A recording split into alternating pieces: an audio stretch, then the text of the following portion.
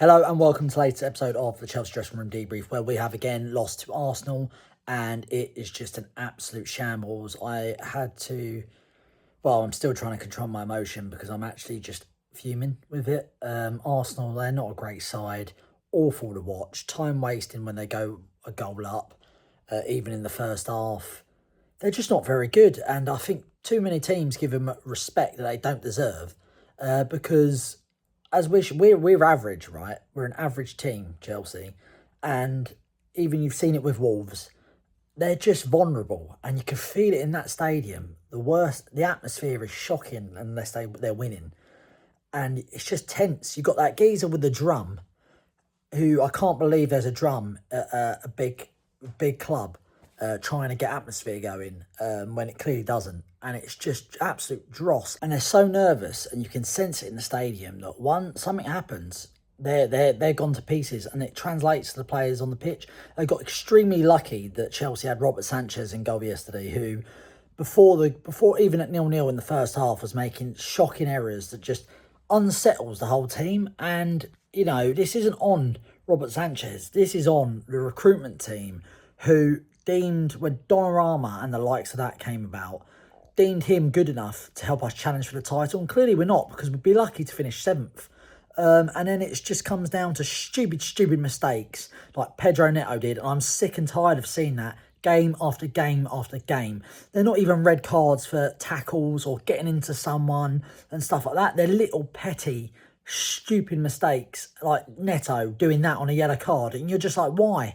Even at 2-1, I still thought we could get something out of it. And it's just so frustrating. We shoot ourselves in the foot every time. And then you've got the poor officiating. And don't even get me started on that. Declan Rice taking corners out of the quadrant. You've got Declan Rice again, as well as Saliba, Gabriel, Trossard, everyone. You've got not even looking at the ball, just holding the players with both arms around their waist. And especially that one, they're lucky we scored straight after, because that one with Declan Rice is absolute abysmal. A, he's fouling Hato, and B, he moves his arm towards the ball to deflect it. And how there's 2 penalties there, and how VAR looked at that, officiate, and it's not just Chelsea either. A week ago, Gabriel got the softest free kick against Spurs when Spurs equalised against them, right?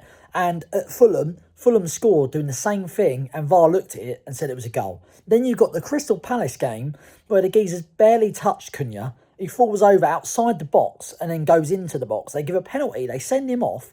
Officiating is in the absolute mud. It's disgraceful. These referees are so poor. The VAR's so poor that you might as well scrap it, because they're making they were making less mistakes back in the day when you had Graham Poll, Mark Clattenburg and all that.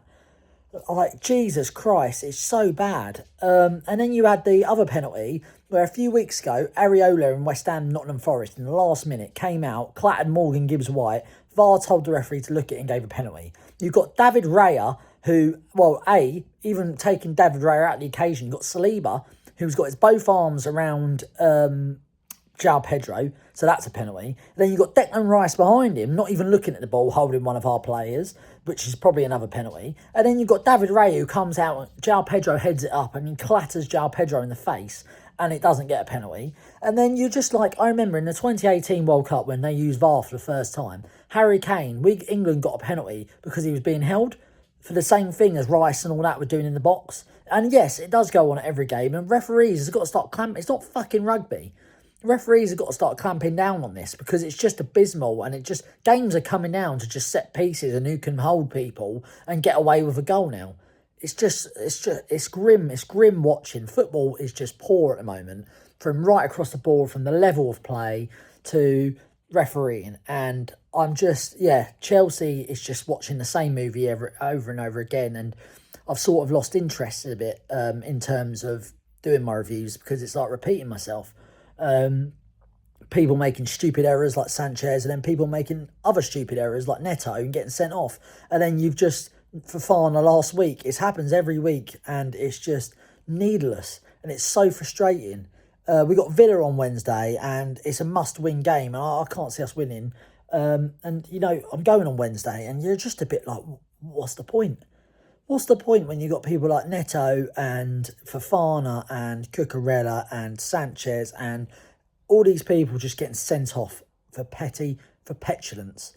And then you've got stuff like the referee not being good enough, not being up to the required standard. And the same players that have cost us for the last 4 years costing us again. Yeah, I'm just tired of it, to be honest.